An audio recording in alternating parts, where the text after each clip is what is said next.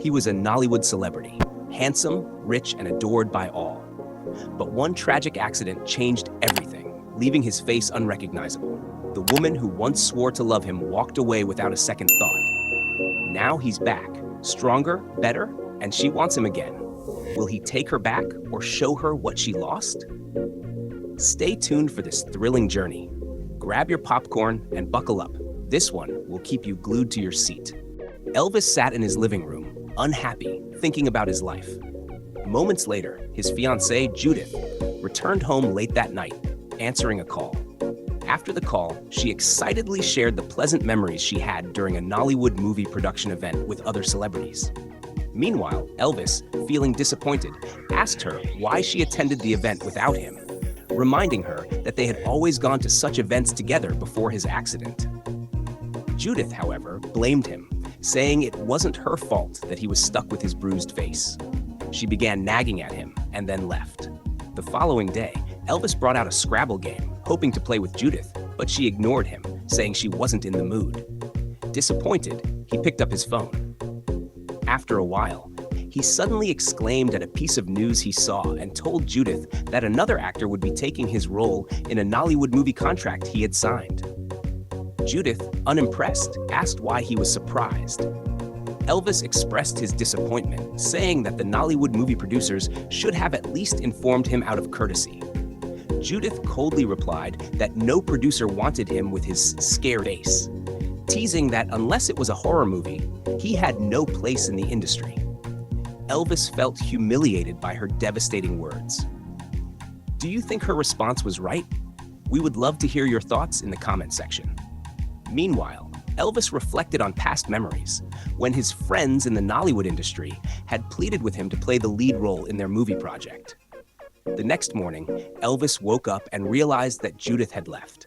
He checked around the house and then called her to ask about her whereabouts.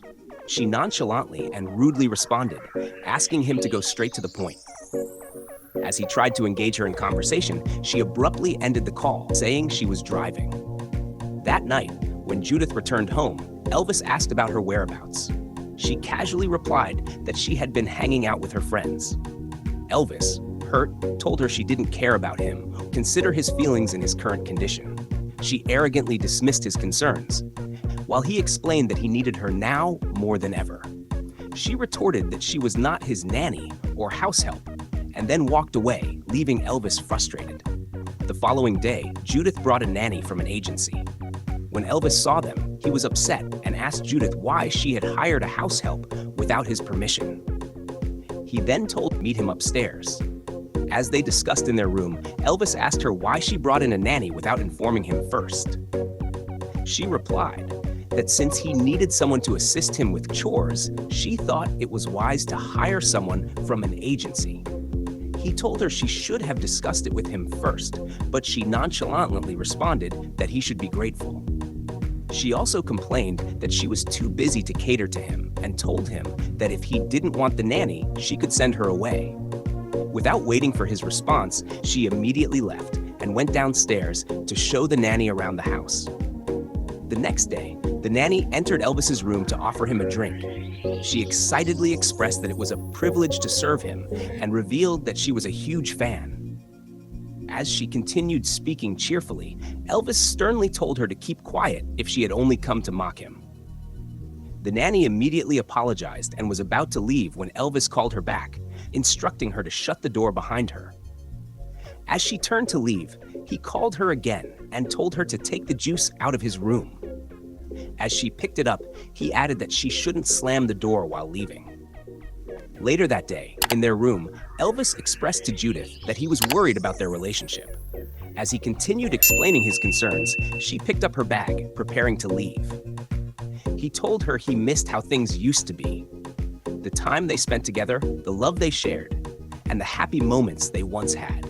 However, she ignored him and walked out. The following morning, Judith returned home and found Elvis sitting there, waiting for her.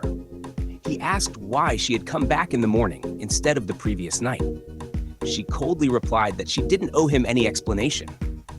Elvis reminded her that they were engaged and would be getting married in a few months.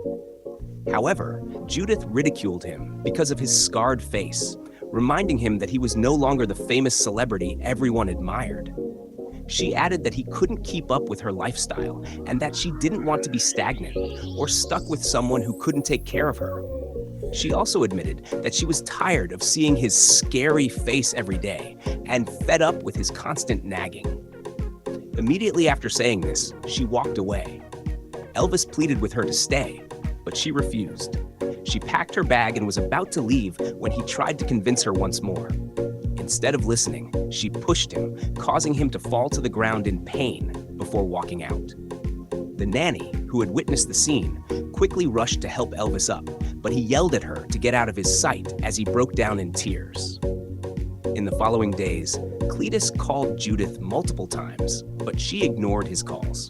Feeling worried, he sent her a voice message on WhatsApp, apologizing for his actions and asking her to come back home. After sending the message, the nanny entered his room, informing him that she had brought some fruit for him. However, he responded harshly, saying he wasn't interested and that she made him uncomfortable in his own house.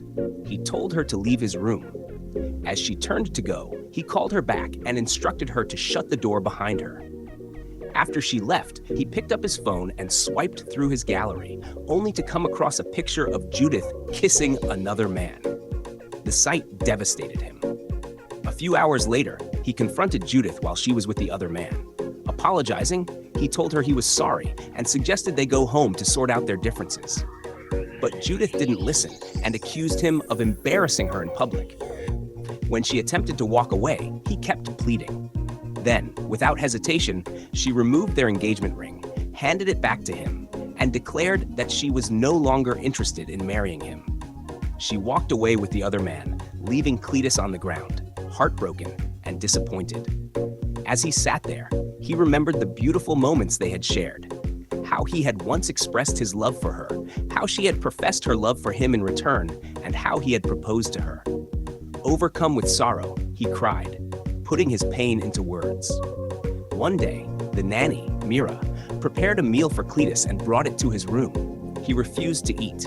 She tried to cheer him up with encouraging words, but he immediately rebuked her for trespassing and insulted her personal life.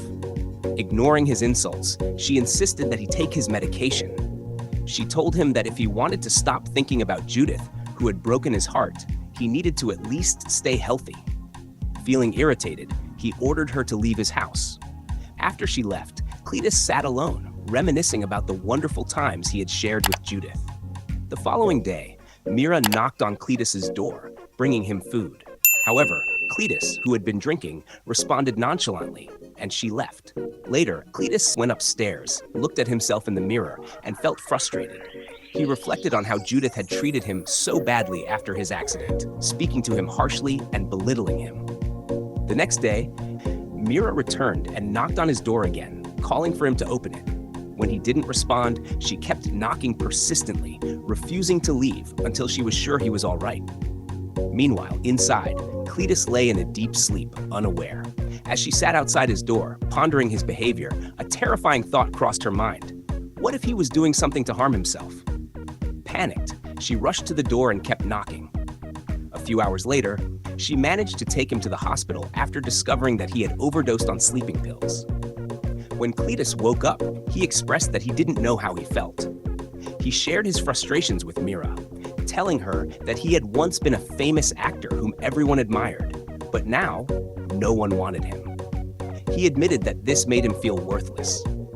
He went on to say that the most painful part was Judith abandoning him after so many years together, all because of his condition. Feeling overwhelmed, he lamented that no one wanted him anymore. Mira, however, reassured him that she was there for him. She comforted him with kind words and then shared her own life story. She told him about her father, who had been a wealthy man but made a terrible business decision that led to the bank seizing all their properties, houses, clothes, and assets. A few days later, the pain of his downfall became too much for him, and he passed away. Years later, her mother, who had been battling cancer, also passed on. Despite these losses, Mira had found the strength to keep moving forward. She used her story to inspire Cletus, telling him that no matter the challenges or setbacks, he shouldn't let his current situation define the outcome of his life.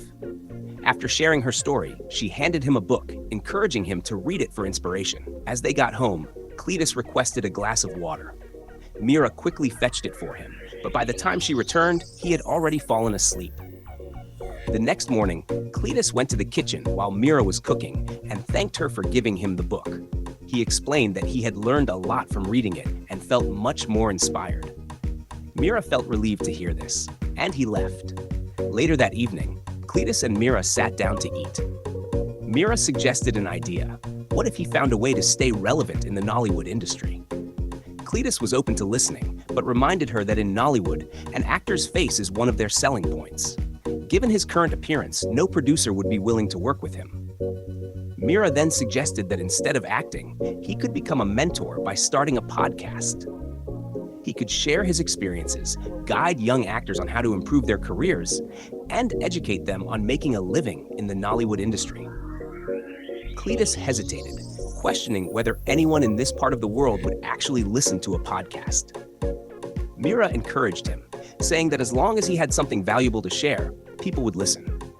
Finally, he assured her that he would think about it and give her feedback. That same day, Mira assisted Cletus in stretching his leg to relieve the pain he had been experiencing. The following morning, Cletus was in high spirits. As Mira handed him a glass of water, he shared how happy and motivated he felt. He thanked her again for the book and announced that he was fully ready to start the podcast she had suggested. The next day, Cletus set up his laptop, headphones, and microphone to record his first podcast. He delivered an inspiring speech for aspiring Nollywood actors. Mira praised him for his effort. When Cletus asked about opening a social media platform for the podcast, she happily informed him that she had already created one. Cletus appreciated her dedication and help. That same day, they played a game of Scrabble and enjoyed each other's company. During the game, Mira suggested they go outside for a walk. However, Cletus hesitated, fearing that people would laugh at him. He recalled how his fiancée had told him to stay indoors because of his scary looks. Mira encouraged him not to let other people's opinions dictate his life. She assured him that she would walk beside him. Summoning his courage, Cletus stepped outside with a scarf covering his face. Mira insisted that he remove it, and they continued their walk. When they returned home, Cletus thanked Mira for everything she had done. He then asked her to prepare a meal for him and requested that she address him less formally, simply as Cletus. The next day, Cletus recorded another podcast. This time, he was even more passionate in his speech. Later that day, while in his room, he received a call from a client who was interested in running a promotional ad on his podcast. Excited, he scheduled an online meeting with them. Immediately, he rushed to the kitchen to share the good news with Mira. He was overjoyed, explaining that although the payment wasn't as much as what he used to earn as a Nollywood movie star, he felt a deep sense of purpose, knowing that he could impact lives through his podcast. Mira shared in his excitement, hugged him, at him. The following day, Cletus and Mira had a conversation in the living room, getting to know each other better. That evening, Cletus recorded another inspiring podcast. Afterward, Mira asked if he had ever considered plastic surgery to reconstruct his face. Cletus immediately dismissed the idea, stating that he had accepted his reality and was moving on with his life. However, Mira continued to insist that he should at least consider it. Frustrated, Cletus explained that he didn't want to build false hope or chase something that might not even be possible. But Mira pressed on, encouraging him to give it a try. This made Cletus upset, and he asked her to spring it. Later that evening, Cletus went to the kitchen and found Mira. He apologized for the way he had reacted. As they talked, Mira kept insisting that he should reconsider plastic surgery. She even showed him online testimonies of people who had undergone successful reconstructive procedures. Cletus then explained that his doctor had previously told him that the chances of restoring his face were very low. However, Mira refused to give up on the idea. Frustrated, Cletus walked away. That night, while Cletus was asleep, Mira took his laptop and began researching cases of patients with similar conditions who had undergone successful surgeries. The following morning, Cletus approached Mira, asking if she had used his laptop and internet the previous night. Mira admitted that she had done some research and had found countless testimonies from patients with similar conditions who had undergone successful surgeries. She suggested that if he took the time to read those testimonies and still wasn't convinced, she would stop bringing it up.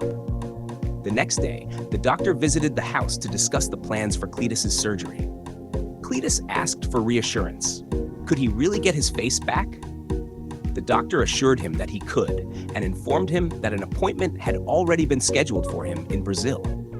That same day, Cletus and Mira spent a wonderful evening together, drinking wine. Cletus expressed his deep appreciation for everything she had done for him. As a token of gratitude, he handed her a document showing that he had enrolled her in a mentorship program at an aviation school. Mira was overwhelmed with gratitude and thanked him sincerely. A few days later, after Cletus had traveled for his surgery, they kept in touch, frequently talking over the phone. 1 month later, Cletus returned home and found Mira lying on the couch. He gently woke her up, and as she opened her eyes, she gasped in shock. Standing before her was Cletus, looking transformed. She quickly stood up, staring at him in amazement. Cletus smiled and expressed his gratitude for her relentless encouragement, which had led him to undergo the surgery. Mira, still in disbelief, kept staring at him, and after a brief moment, they exchanged pleasantries and embraced. Meanwhile, Judith's friend stumbled upon a picture of Cletus online. It showcased his remarkable transformation, along with the deals he had secured. She immediately showed the picture to Judith. Upon seeing it, Judith declared that she was going to get her man back. Her friend reminded her how terribly she had treated him, throwing his engagement ring at his face and walking away. However, Judith dismissed her friend's concerns, claiming that Cletus was still in love with her and would take her back. Her friend warned her not to embarrass herself, but Judith ignored her. The following day, Cletus and Mira planned a guest event at his house, making arrangements for food and the number of attendees. A week later, the party began at Cletus's house. The atmosphere was lively, with guests enjoying delicious food and drinks. Cletus caught up with old friends, feeling a renewed sense of belonging. Suddenly, Judith walked in. Cletus was shocked to see her. They sat down together, exchanged pleasantries, and began talking. During their conversation, Judith apologized for the way she had treated him in the past. Without much hesitation, Cletus accepted her apology, admitting that he had missed her so much. As emotions took over, they kissed. Mira walked in at that very moment. She froze, staring at them. Her heart sank in disappointment. Without saying a word, she turned and left, heading straight to the kitchen. A few seconds later, Cletus followed her, but as he entered the kitchen, he was speechless. Mira refused to meet his eyes. Instead, she brushed past him and walked away. Judith quickly approached Cletus, pulling his attention back to her. That evening, Mira sat alone in her apartment, tears streaming down her face. She felt heartbroken, disappointed, and foolish for ever thinking there could have been something more between her and Cletus. Meanwhile, Cletus couldn't shake the feeling that something was wrong. He shared his concerns with Judith, wondering why Mira seemed so upset. Judith rolled her eyes and dismissed his worries. "She's just a mere house help," she said, pulling him back into the moment. As they got closer again, Cletus let himself be drawn into Judith's embrace, unaware of the storm he had unknowingly created. The following morning, Cletus called Mira several times, but she didn't pick up. After a few moments, she walked in and found Cletus waiting for her. He asked why she had left angrily at the party the other night. Mira explained that he had accepted his girlfriend back just like that, after all she had put him through and how she had abandoned him. She told him that she wouldn't have come back if it weren't for his surgery. Cletus explained that Judith had apologized and that he was still in love with her. But Mira expressed how she had been there for him even when everyone, including his fiancé, had left him. She confessed her love for him before turning and walking out. A few days later, Judith discussed Cletus's next Nollywood movie shoot with him. She mentioned all the flashy and interesting moments they would experience, but Cletus seemed distracted. Judith called his attention, and he responded, claiming that he had lost his appetite before walking away. The following day, Judith brought a designer gown and showed it to Cletus, asking for his opinion.